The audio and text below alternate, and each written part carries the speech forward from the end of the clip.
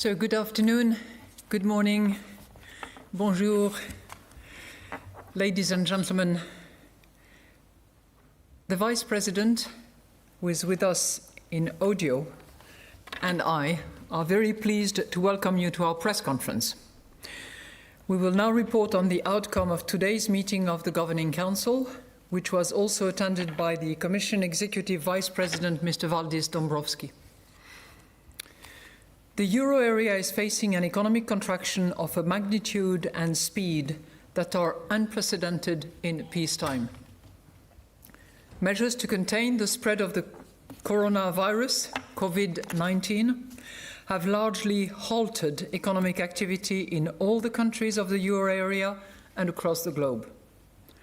Survey indicators for consumer and business sentiment have plunged, suggesting a sharp contraction in economic growth and a profound deterioration in labour market conditions.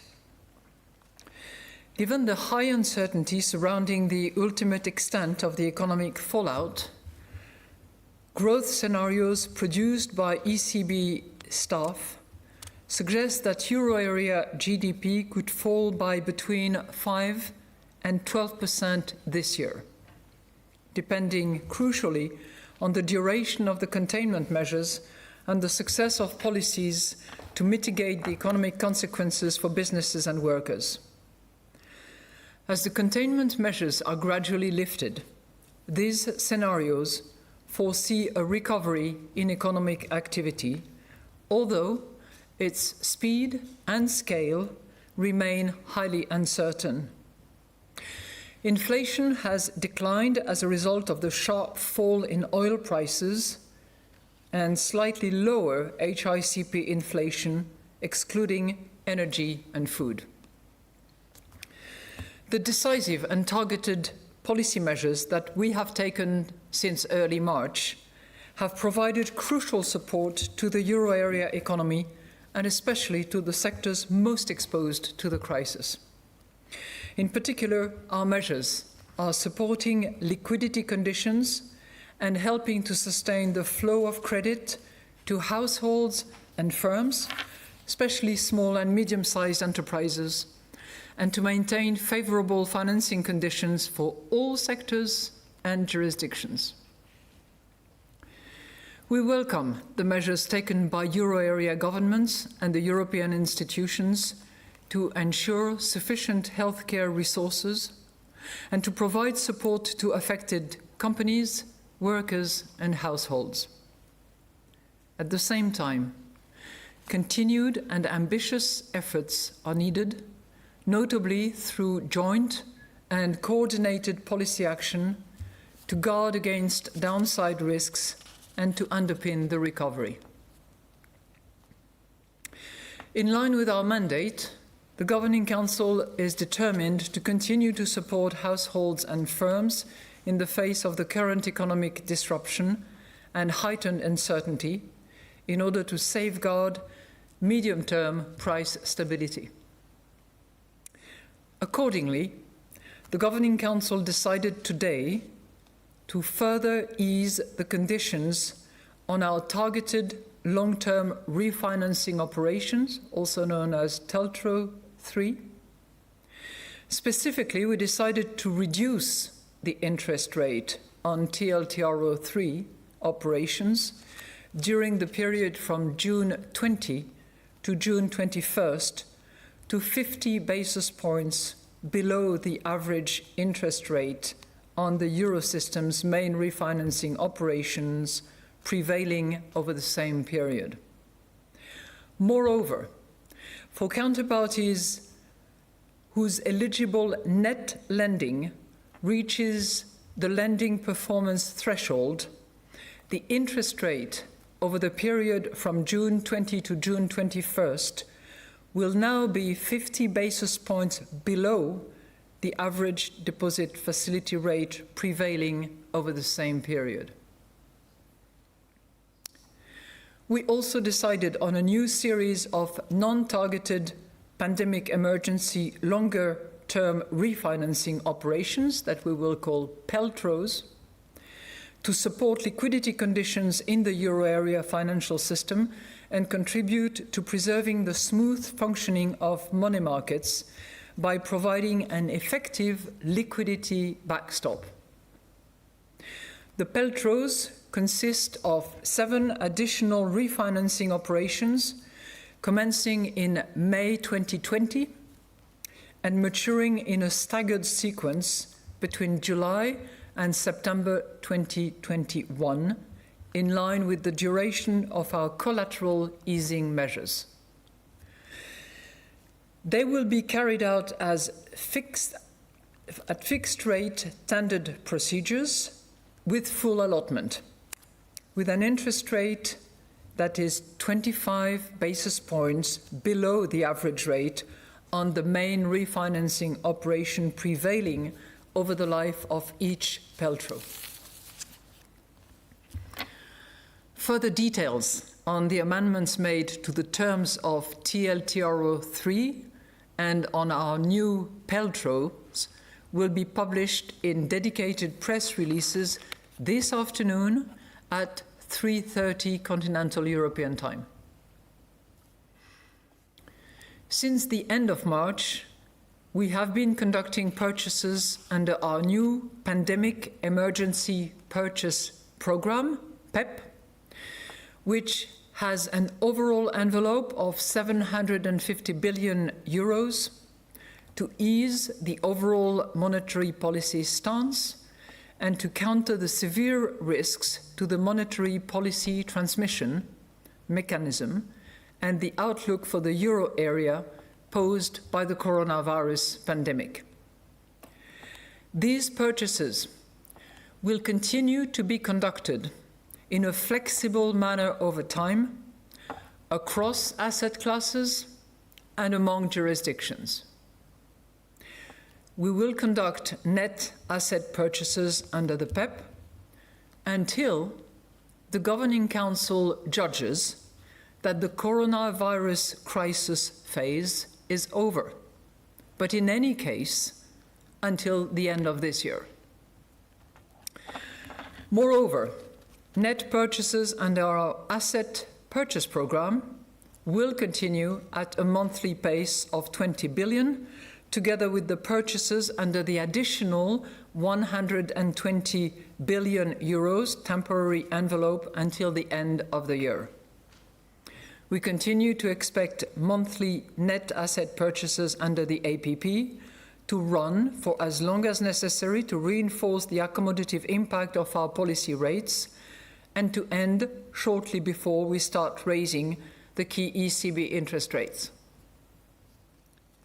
We also intend to continue reinvesting in full the principal payments from maturing securities purchased under the APP for an extended period of time, past the date when we start raising the key ECB interest rates, and in any case, for as long as necessary to maintain favorable liquidity conditions and an ample degree of monetary accommodation. In addition, we decided to keep the key ECB interest rates unchanged. We expect them to remain at their present or lower levels until we have seen the inflation outlook robustly converge to a level sufficiently close to, but below 2%, within our projection horizon, and such convergence has been consistently reflected in underlying inflation dynamics. Together with the substantial monetary policy stimulus already in place, these measures will support liquidity and funding conditions and help to preserve the smooth provision of credit to the real economy. At the same time, in the current rapidly evolving economic environment, the Governing Council remains fully committed to doing everything necessary within its mandate to support all citizens of the euro area through this extremely challenging time.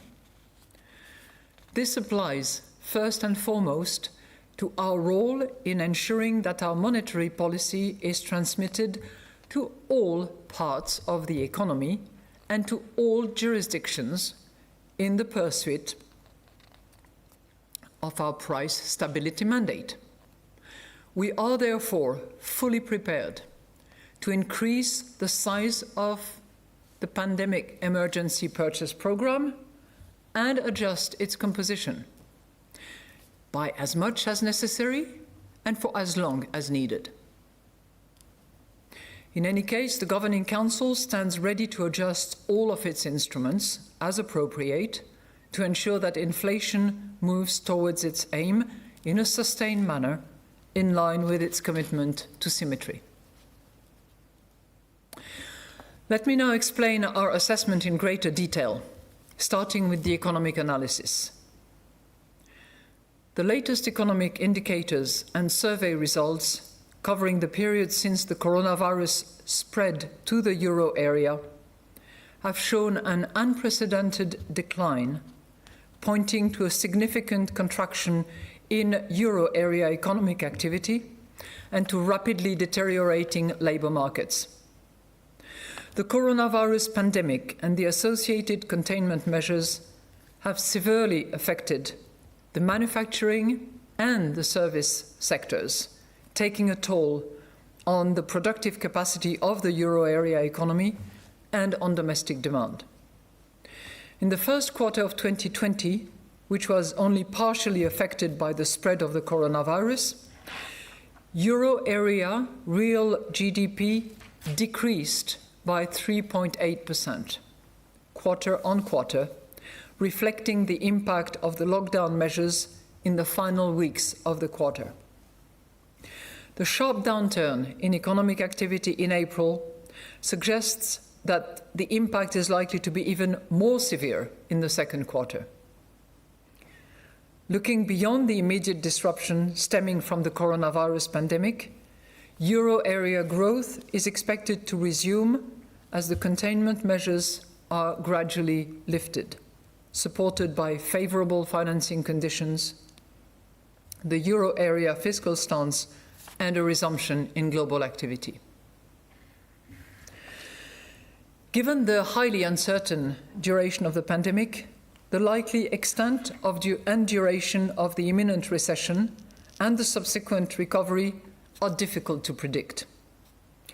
However, without preempting the forthcoming Eurosystem staff macroeconomic projections, which will be published in June, growth scenarios produced by ECB staff suggest that euro area GDP could fall by between 5% and 12% this year, followed by a recovery and normalization of growth in subsequent years.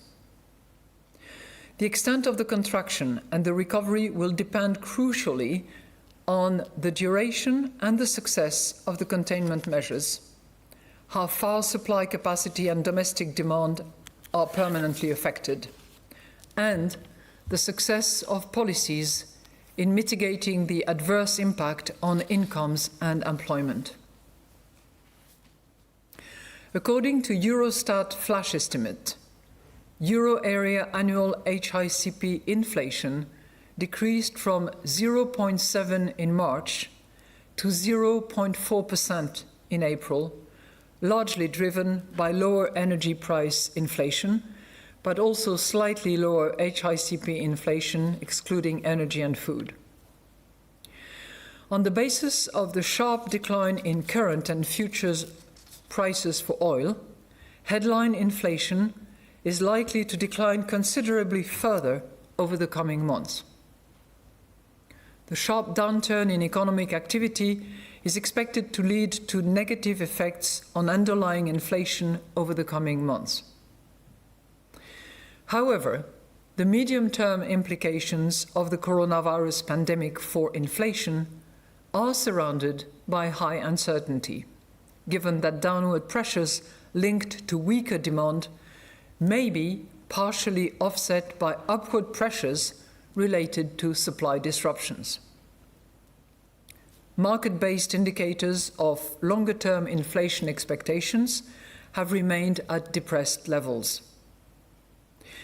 Even though survey-based indicators of inflation expectations have declined over the short and medium term, longer-term expectations have been less affected. Turning to the monetary analysis, broad money growth increased to 7.5% in March 2020 from 5.5% in February 2020.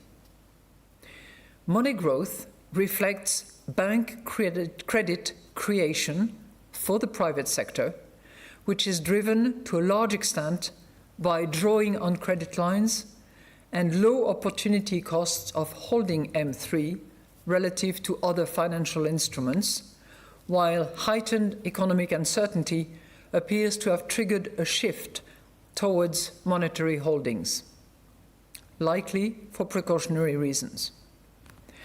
In this environment, the narrow monetary aggregate M1, encompassing the most liquid forms of money, continues to be the main contributor to broad money growth. Developments in loans to the private sector have also been shaped by the impact of the coronavirus.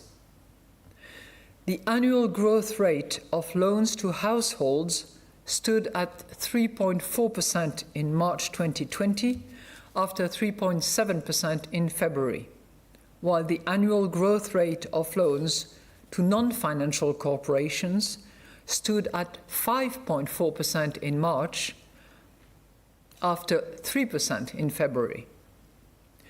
These developments are also clearly visible in the results of the Euro Area Bank Lending Survey for the first quarter of 2020, which indicate a surge in firms' demand for loans and for drawing on credit lines to meet liquidity needs for working capital, while financing needs for fixed investment declined.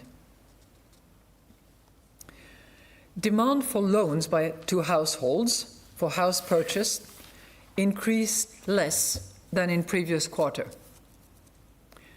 Credit standards for loans to firms tightened slightly, while credit standards for loans to households tightened more strongly.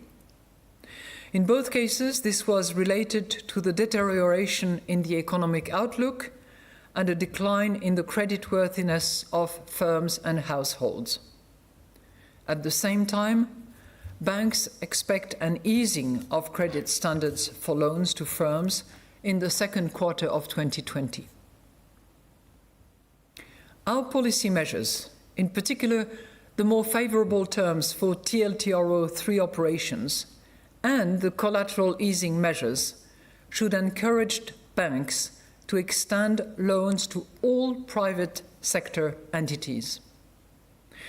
Together with the credit support measures adopted by national governments and European institutions, they support ongoing access to financing, including for those most affected by the ramifications of the coronavirus pandemic. To sum up, a cross-check of the outcome of the economic analysis with the signals coming from the monetary analysis confirmed that an ample degree of monetary accommodation is necessary for the robust convergence of inflation to levels that are below but close to 2% over the medium term. Regarding fiscal policy, an ambitious and coordinated fiscal stance is critical in view of the sharp contraction in the euro area economy. Measures taken should, as much as possible, be targeted and temporary in nature in response to the pandemic emergency. We welcome the endorsement by the European Council of the Eurogroup agreement on the 3 safety nets for workers, businesses and sovereigns, amounting to a package worth 540 billion euros. At the same time, the Governing Council urges further strong and timely efforts to prepare and support the recovery. In this regard, we welcome the European Council agreement to work towards establishing a recovery fund dedicated to dealing with this unprecedented crisis. We will very shortly take your questions. But before that, on behalf of the entire Eurosystem and all members of the ECB, I would like to acknowledge once more that this is a global health crisis and that the highest priority has to go to trying to save lives and prevent the spread of the disease. Since our last press conference on March the 12th, it's about 3 additional million people who have been infected by coronavirus, and a third of them in the euro area. And while it is heartening to see the curve of death flattening, as you've heard many times, we must remember that each death is a tragedy for those who stay, and we would like to express our sympathy and our condolences to all those who are suffering those deaths. And we would like to also express our gratitude, deep gratitude, to all those, from doctors to nurses to ambulance drivers, and all those who actually are on the front line of this fight against the virus, and who risk their life. As I told you, those are very strange and uncertain times, and it is in a way demonstrated by the absence of Vice President de Guindos next to me. Vice President de Guindos is with us online. We have been operating in split teams, and therefore we do not see each other, we do not contact each other, and he is with us on the phone. If there are questions directed to him, he will be able to take them whenever it's convenient, but he's with us. With that, we're going to operate also in a strange way. The room is not like any room that we've had in press conferences before. It's empty. So you are all online, and I know that You are submitting questions, or you will be submitting questions in relation to the Governing Council that has just concluded. Thank you very much. Thank you. And with that, we will start with the first question going to Mr. Balazs Karani from Reuters. Hello, good afternoon. Thanks for taking my question. First one is about the asset purchases. I wanted to know if you discussed changing the composition or the pace of the asset purchases. Most particularly, I'm interested in whether you discussed including junk-rated debt in APP. The second question is about OMT and whether you see OMT as an appropriate tool in the current crisis for some of the countries. Do you think a blanket ESM program for all of the Eurozone, as floated by some, would be a viable solution? Thank you. Well, thank you very much for your two pointed questions. I'm going to take the opportunity of this first question to take you back a little bit to the last 2 days that we've had with Governing Council members. And I also want to take this opportunity to walk you through the masses of changes that the Eurosystem and the ECBs together have decided, and for most of them actually now implemented in the last few weeks. So in terms of the current situation, we are facing an economic contraction of a magnitude and speed that is unprecedented in recent history. The spread of the coronavirus and the associated containment measures have literally halted economic activity to a large extent across the globe. And we're seeing a rapid evolution of the economic effects of the necessary containment measures in our area. Initially, there were only some sectors that were badly affected. We were talking about transportation, we were talking about tourism, we were talking about entertainment. And gradually, as the containment measures took hold, entire sectors of the economy, to a large extent, were simply shut down. And it's reflected, and it will continue to be reflected. The hard numbers are just beginning to come. We just had a few numbers from the first quarter. And frankly, our forecast for the second quarter in our severe scenario points to minus 15% on a quarterly basis. Consumer business sentiment indicators are in free fall, while labor market conditions have deteriorated massively. If you look at the PMI composite, for instance, in April, 13.5%. And it comes from 29.7 in March, and before that, 51.6 in February. And that decline, which is also quite remarkable and explains quite a lot of things, was driven by the manufacturing sector, but very much so by the service sector as well. The European Commission flash consumer confidence also dropped to minus 27.7%.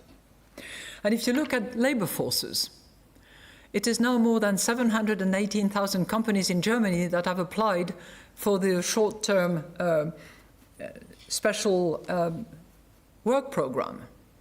In France, the number of companies that have applied for the chômage partiel, the unemployment special schemes, went from 24,000 to 425,000, covering over 10 million employees. And in Italy, it's more than 4.6 million employees that are covered. And we do not still have clarity about the course of the pandemic and the duration and the degree of remaining containment measures that will be taken, which of course is critical for us to actually take an assessment of what the economic situation will be. It makes our job of forecasting and all those who are trying to forecast around the world extremely difficult. As I said, our growth scenarios on an annual basis, from the mild to the more severe, vary from 5 to 12% negative, depending on the containment measures that are taken. Now, of course, as and when the containment measures are lifted, We expect a recovery in economic activity, but we cannot tell at what speed and what will be the scale of it. Now let me now turn to the number of measures that we have taken since March. All those measures are aimed at, number one, ensuring ample liquidity conditions.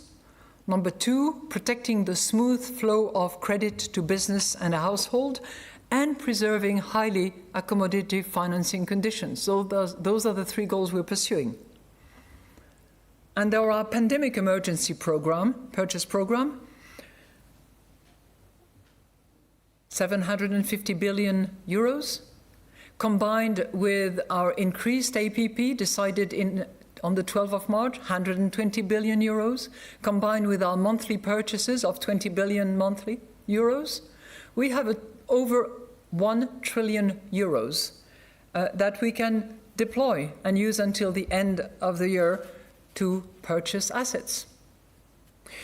Our new targeted lending facility provides for around 3 trillion euros in liquidity to banks at a negative rate.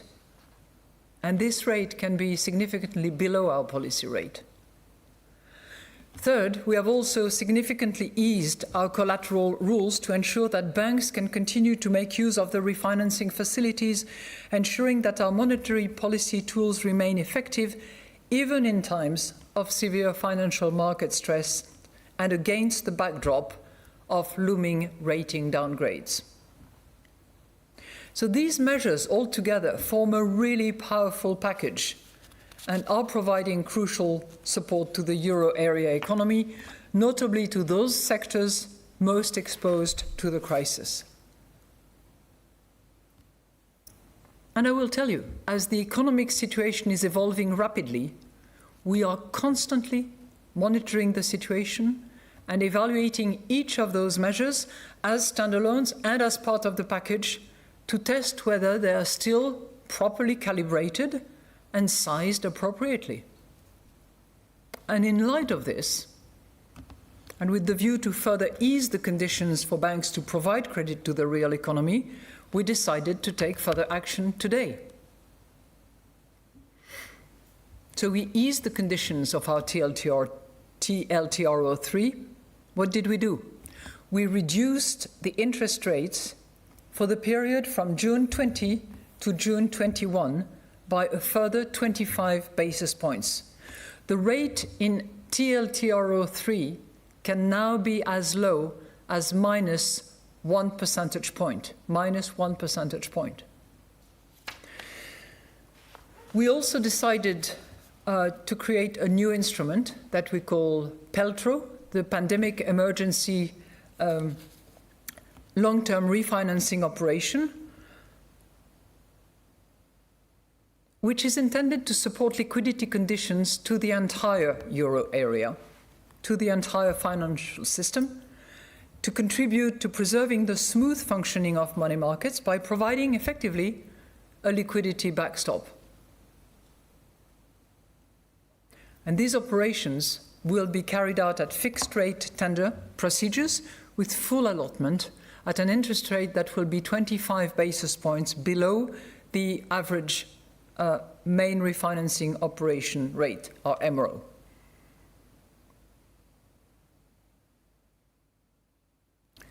The Governing Council, and we discussed that over the last 2 days, is more determined than ever to strengthen its commitment to ensure supportive financial conditions across all sectors and countries so that they can absorb this unprecedented shock that we are experiencing.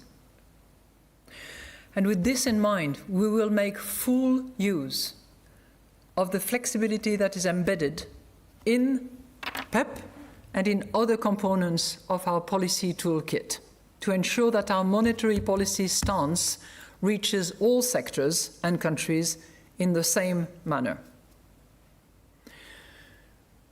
I'm saying all that to you to address your questions, because as one of the decisions that we made and that I just commented, we decided to enlarge the pool of collaterals by effectively freezing ratings where they were on April the 7th. We provided for a floor, which is at CQS 5, but that gives a large pool from which banks can actually draw in order to get financing. We did not discuss the APP, but let me remind you that, again, we are fully flexible. We will look at all options. We will determine and monitor, and we will make sure that our monetary stance and our monetary policy transmission are both effective. Your second question dealt with OMT. Now, let me remind you that OMT was conceived back in 2012, and there was full publication about the terms and conditions and characteristics of OMT. And OMT was intended for particular country cases under particular circumstances, where because of fiscal policy or structural policies, misguidance, there was a potential risk out there that the euro area be at risk and that it would be self-fulfilling. Those were the days. We are no longer facing that situation. We are facing a situation where it's not a single country, but it's all countries, where it's a global shock that applies in a very symmetric way. So the best tool that we have in our toolbox is indeed the Pandemic Emergency Purchase Program, PEP. Now, of course, OMT remains part of the toolbox, and we're not suggesting that we would eliminate OMT. But for the crisis we're going through at the moment, PEP is clearly designed to that effect. Added to which, the triggering of OMT, of course, is a matter for the Governing Council to decide. I think I've dealt with your two questions. The next question, please, would go to Ms. Caroline Look from Bloomberg News. Hi, good afternoon. President Lagarde, just to be clear, because you just said that the Governing Council did not discuss APP, I was wondering, was there any discussion about increasing or adjusting the size and composition of PPP, since that's something that you mentioned the ECB stands ready to adjust, and it's something a lot of economists are expecting at the moment. And my second question is, what was your rationale for not cutting interest rates today, given that the rate on your new pandemic emergency longer-term refinancing operations seems to effectively act as a rate cut in the MRO rate by 25 basis points? Thank you. Okay, on your first question relating to the Pandemic Emergency Purchase Program, let me just remind you that it's a program that is a standalone, very exceptional program that is intended to address the issue of the pandemic. So it is unlike any other program, which is why it was targeted, it was temporary, and it was flexible. I remind you that the life of that PEP is going to be determined by the Governing Council. No, it will not end earlier than the end of calendar year, but depending on the length of the crisis, and this will be the determination of the Governing Council, it might be extended further than the end of 2020. It is also not the only program that we have. We have purchase programs, including the 120 billion euros that were decided on March the 12th, and we have our recurring monthly 20 billion euros program that is also in place. So let's not just focus on PEP, which is very specifically designed, but let's make sure that we understand the whole firepower that the ECB has available, which is north of 1 trillion euros. Now, on PEP, I just want to take you to exactly the wording that we have, which relates to the flexibility. But from memory, what was decided, and it was the fruit of significant discussions, all in the light of the exceptional circumstances that we were going through, we have very specifically the fact that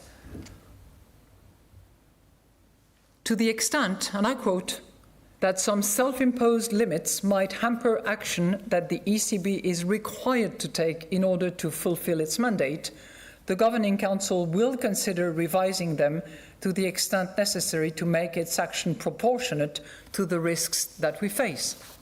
So that's a very clear indication that if it is so necessary because our action is impaired by those self-imposed limits, we will revisit them. And you know that the legal act was published shortly after that, which distinguishes very clearly the APP holdings from the PEP holdings.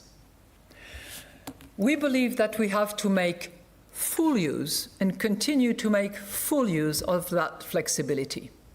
And that applies across classes of assets, it applies across jurisdictions, it applies across time. So we will use that flexibility full-fledged. Indeed, we stand ready to revisit, to examine, and as is mentioned very clearly in the introductory statement, to calibrate and to adjust the size and the composition of PEP in size, in length, in order to make sure that our monetary stance and our monetary policy is properly transmitted. On the interest rate, you know, we look at the bulk of what we've done since early March, and we believe that between the massive liquidity facility, between the revised and much improved TLTROs, with the enlarged pool of collaterals from which banks can draw, combined with an interest rate that itself was already at low level, we have the combination as a package to actually address the current circumstances. And it shows in the results. It does show in the results. I think the bank lending survey that was published a couple of days ago is absolutely explicit in that respect. The way by which yields on many of the government bonds has evolved over the last few weeks is also indicative of the action that we take. We have used flexibility when it was necessary. We will continue to do so, believe me.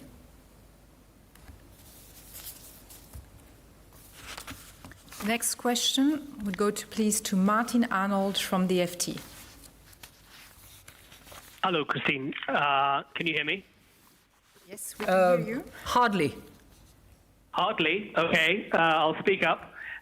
Two very quick questions. One is a lot of economists are saying the ECB should just adopt formal yield control policies.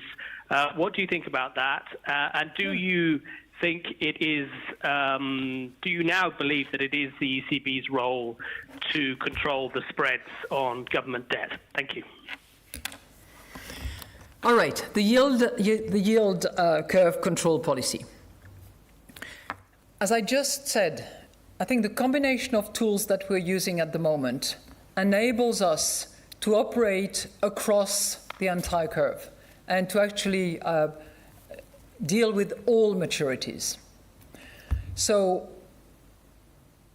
whether it's the short end, the long end of the curve, we are in a capacity to deal with the two key objectives that we have, which is to make sure that monetary stance reaches its goal and that monetary policy is properly transmitted. All of that within our mandate. And all of that with the ultimate objective of price stability.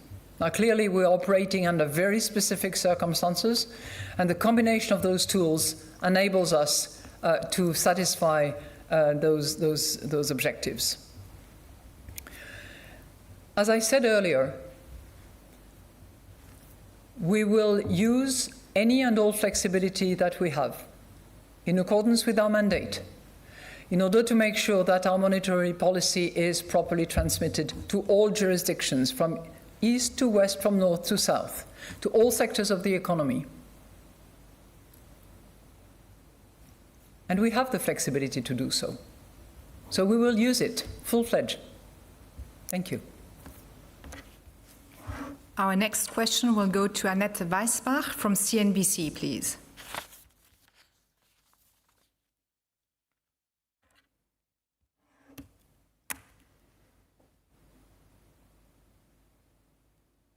Can't hear it. Either you're not speaking, there is a request from Annette Weisbach, otherwise we will hold it and next go to Ms. Isabella Bufacchi from Il Sole and then come back next, if possible, to Annette Weisbach. Isabella Bufacchi, please. Thank you for this opportunity, and I have two questions. One is again on the OMTs, because the details of the new pandemic ECCL, the special ESM precautionary credit line, will be defined shortly. And the market expects that this new ECCL will give the possibility also to go and trigger or ask for the OMTs. Are there special details that this new ECCL credit line should have to trigger OMTs?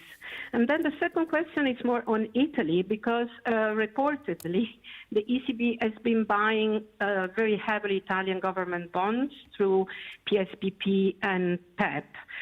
Yet the capital key is still there and there is no reinvestment of principal payments.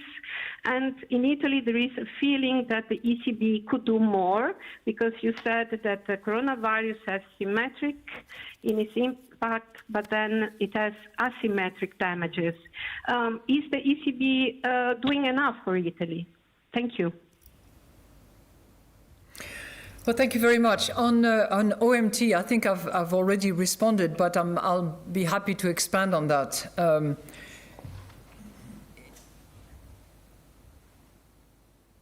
OMT was created in 2012. Different times, different issues, and it was designed for countries, but taken in isolation, that were facing particular serious circumstances. And clearly, countries had to be subject to an ESM program, which had conditionalities. Those September 12 conditions also provided that the Governing Council would consider OMT warranted from a monetary policy perspective. There was never an automatic trigger for OMT. The Governing Council needs to assess that there is a clear monetary policy justification and objective. As I said earlier, OMT is not necessarily best suited for the present contingencies. OMT is in the toolbox, it is there. But given the symmetry of the shock, clearly the Pandemic Emergency Purchase Programme is designed specifically to that end, to make sure that monetary stance reaches its goals, monetary policy is transmitted throughout the euro area, and PEP provides that. It is exceptional, it is temporary, it is targeted, and it's intended to be used with great flexibility. You just noted that, actually. We do use flexibility in how we use PEP.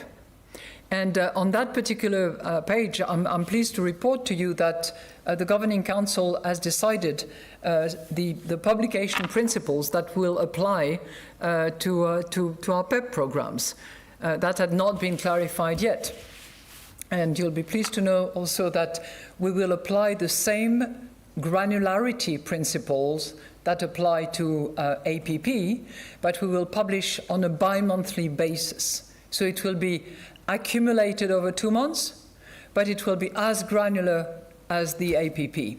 So that will give really good and solid information, but given the specificity of PEP, we considered that it was most appropriate to do so on a bi-monthly basis. As I told you, our aims are twofold. And we will not tolerate any risk of fragmentation. We will want to make sure that there is plenty of liquidity. We will want to make sure that credit flows to the economy, that our monetary policy stance and transmission are effective, and we will do so in whichever country needs to benefit from our determinations. But we are determined to use all those tools, and we are determined to deploy full flexibility, as I just indicated. And we will now try to go back to Ms. Annette Weisbach from CNBC. Hi, Christine. It's Annette from CNBC. I hope you can hear me now. Yes, we can. Okay, great. I have a very detailed question on whether you'd also think about buying junk bonds, not only accepting them as collateral, so whether you also grandfather, for example, bond in that respect. And another question is just a clarification of what you said earlier with regards to Peltros. Would you also accept other country counterparties, i.e. non-banks, or is it just purely banks you're thinking about? Thank you. So to your question, is the ECB going to buy junk bonds? We have not discussed any change to the APP eligibility framework at this point in time. For the PEP, I would like to remind you that we have already given a waiver of eligibility requirements for securities issued by the Greek government. It exists. This was also part of the multiple decisions that we made in March. And as I said already, we have been very, very clear, and if I need to repeat it again, I will repeat it again. We will not accept fragmentation of monetary transmission in the euro area or any pro-cyclical tightening of financing conditions. So, within our mandate and with these two principles in mind, we will adjust as and when needed. I think you had a second question, and that had to do with the Peltros. Now, I don't know exactly what you wanted to know about Peltros. Do you mind repeating your question on Peltro? I can. Whether you would also accept other country counterparties for these specific operations other than banks? Would you extend it also to non-banks? Peltro is an additional tool in many ways, because we had initially thought that the LTRO decided on March 12 was only a bridge until the next entry into effect of TLTRO. We decided to actually put in place Peltros to provide additional support to liquidity conditions in financial markets, contributing to preserve the smooth functioning of money markets by providing an effective liquidity backstop. Extending it beyond the normal counterparties that we have, the Governing Council has not discussed that. But, once again, we are in such uncertain times, and there is such a threat to the economic fabrics of our societies that we have to be open-minded and look at all possibilities. So I'm not closing off anything in that respect, but we have not discussed it in the Governing Council. And we will now move to Tom Fairless from the Wall Street Journal, please. So, two questions. The first is, when you're thinking about whether to increase the size of the PEP program, are you orienting yourself to the scale of new government bond issuance this year? It seems like analysts are thinking about it in those terms, that there might be about $750 billion of new government bond issuance in the Eurozone. Is that a factor that you're looking at closely when you think about whether to increase the scale of the PEP? And my second question is that your measures today were really focused on the banking sector. Is that for a particular reason? Are you seeing any particular stresses in the Eurozone banking sector at the moment? Thank you. Thank you very much for your question. Our PEP is, as I said, one huge component of our purchase program capacity. Don't forget that you also have these other components that bring it all together to over €1 trillion. That's one. Second, we, as I said, will use full flexibility to deploy this particular powder in the right direction where we feel that there is a risk of tightening and where we feel that we need to intervene to protect and preserve our monetary policy stance and our monetary policy transmission. As I said, flexibility means across classes of assets, across jurisdictions, across time. And in terms of timing, I also remind you that the length of the duration of that PEP will be determined by the Governing Council, taking into account the pandemic crisis time. We take into account all indicators that we can, and our purposes are very simple. Monetary stance, monetary policy transmission, appropriate level of liquidity, making sure that credit flows. And that takes me to the second part of your question. Our TLTROs, and this particular one in its latest iteration, that can go all the way down to minus 1 percentage point at which banks can finance themselves, is intended for the real economy, is intended for credit to flow to the real economy, from the large corporate to the sole entrepreneur and everything in between, because it is associated with threshold that banks have to demonstrate they are reaching. So in other words, if they make sure that they don't leverage, if they continue to have their full exposure and that they continue to give credit to the economy, then they become eligible to this particularly favorable rate. It is not without consideration that we have reframed this TLTRO. So it's not intended for banks. It's intended for the financing of the economy. We regard that as an absolute imperative if we want the economies of the euro area to actually be in a position to resist the extraordinary shock that it is suffering, and to be in a position to pick up strength and to continue to exist and invest and create those jobs that are vanishing at the moment. That's what we're doing. The next question will go to Doreen de Moitzela from the Financial Telegraph. Good afternoon. Can you hear me? Yes. Okay, great.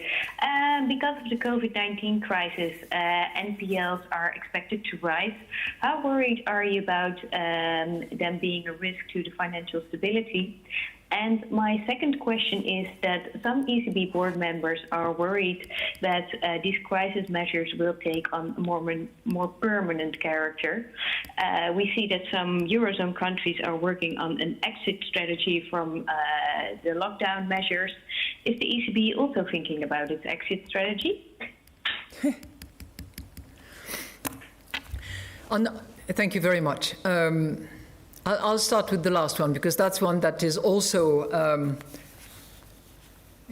taking a lot of our time and a lot of our concern. We are operating under a pretty much lockdown status at the moment, and I take the opportunity of this press conference to actually thank all staff of the Eurosystem and those here at the ECB who are making huge sacrifice every day to actually deliver, be able to be on the markets as active as they normally are, and all that despite teleworking, despite children at home and all the rest of it. We might be bankers, we're also taking the hit in the same way and having to face the same hardship on a day-to-day basis. And we try to guard against the difficulties that could arise from that.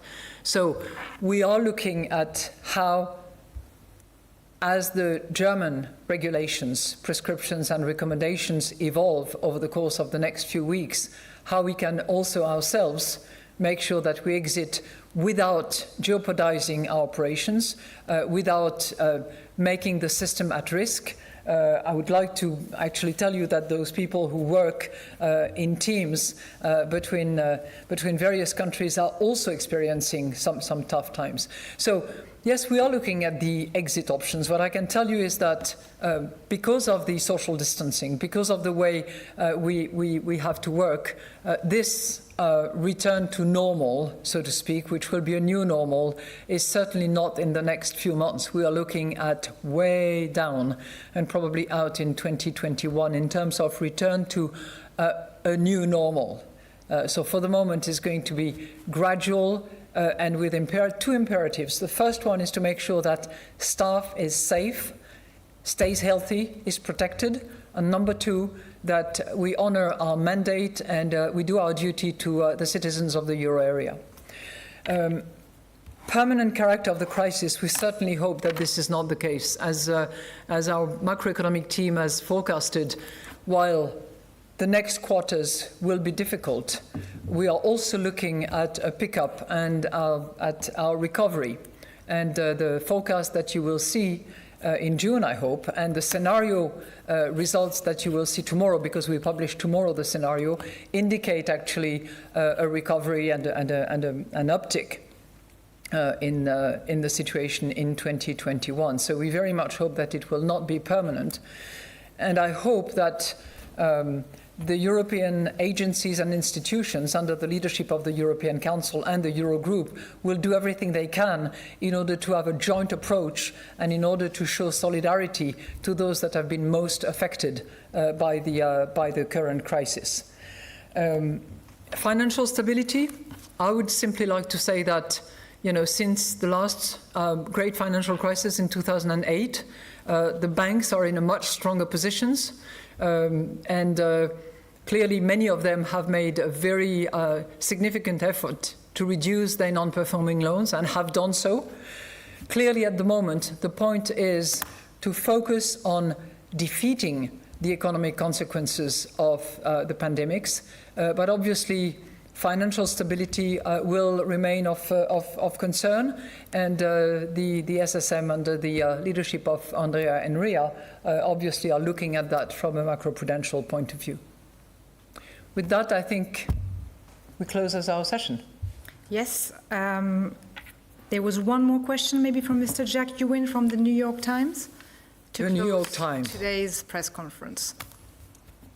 Yes, hello. Thank you for taking my question. I just want to ask about inflation in light of the decline in inflation for April. I'm wondering if you're expecting inflation to go negative in May, and longer term, whether you see a danger of deflation in the Eurozone. Thank you. Thank you very much. First of all, I highly recommend that you look at the scenario publication tomorrow, because they go into great details on those numbers. I'm going to refrain from making any kind of guess estimate of what we see. What we are certain to see is significantly reduced inflation. How much, how, is going to be very difficult to determine. And why is that? Because of the lockdown, essentially, because the price formation mechanisms are not in place. And added to that, simply the collection of data about prices is sometimes very significantly impaired. So I would refrain from that. I think, clearly in the short and medium term, we are seeing inflation expectations and forecasts that are significantly lower than what we had seen. The longer term expectations have not been significantly affected, but we are in a completely exceptional situation, which by many accounts prevents forecasters and estimates from having any kind of accuracy. And with that, we will close today's press conference. Thank you very much.